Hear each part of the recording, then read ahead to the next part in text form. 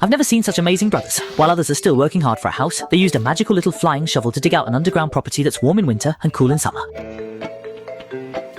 Because they couldn't keep up in the big city, the two brothers, Doli and Ladoli, simply went to the wilderness to develop, planning to build a high-end property themselves. They started from the side entrance, first developing a fire escape, then dug inward without looking back. Although they are half-brothers, their coordinated speed is even more synchronized than twins.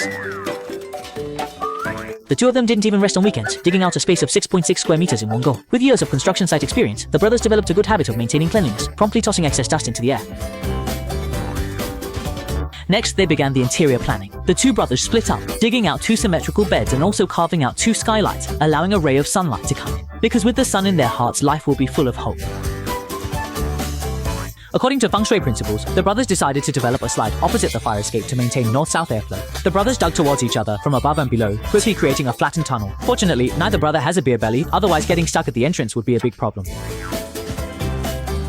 The brothers' ancestral shovel, passed down for 18 generations, is wielded with such skill that in the blink of an eye, they carve out the entire wall niche. If I had their hands, I would have been earning several doubles a month by now. Then, using red clay to create a trendy caramel color, they coat the entire niche with a layer, focusing on one word: luxury.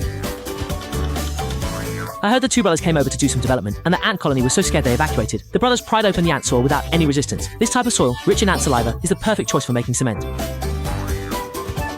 The two brothers, with their iron hands, worked widely without any restraint, smearing the entire house until it was smooth and shiny. This is far from over. The two brothers cut rubber tree branches, then mashed the leaves into a pulp, using the Lau family's exclusive secret recipe to concoct blue and green paint. First, they paint the pool a chilly blue, then the entrance a spooky green, making it look like the underworld standard. Finally, using bamboo strips as a ruler, they draw white lines horizontally and vertically, pretending it's covered with high-end tiles. The design of the entrance is also important. Using branches to hang up grandpa's chamber pots and bamboo tubes as municipal water pipes, they draw mountain spring water from kilometers away, creating an endless supply of running water, like Sun Wukong's water curtain cave. While letting the water flow, the two brothers daydreamed together, but were startled awake, nearly flooding the Dragon King temple. Not having bathed for a year, they dove into the water, sliding up and down the chute, wildly playing for a whole day and night. They scrubbed each other's backs and massaged each other's shoulders, just like their carefree childhood days.